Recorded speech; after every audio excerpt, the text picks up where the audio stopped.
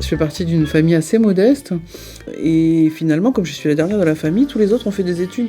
Donc à un moment donné, en fait, j'ai pensé qu'il n'y avait pas de raison que je fasse pas la même chose que les autres.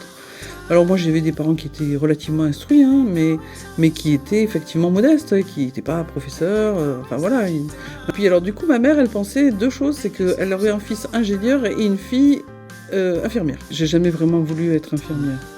Mais le fait de faire des études était déjà là. Mais par contre, je pensais à un bac+2.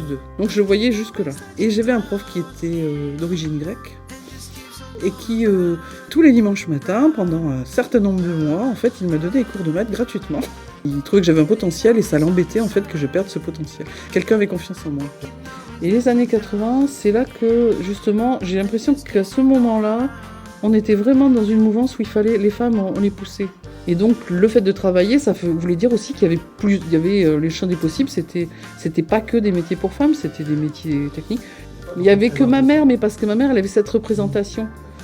Comment dire, c'était pas une histoire d'homme ou de femme, mais c'est qu'elle se disait que c'était à la hauteur des capacités de ses enfants. Elle avait peur qu'on puisse pas faire autre chose, donc elle se disait si elle est infirmière, c'est bien, c'est pas... Voilà. Mais sinon, quand j'ai fait autre chose, elle était très très fière de tout ce que j'ai fait moi.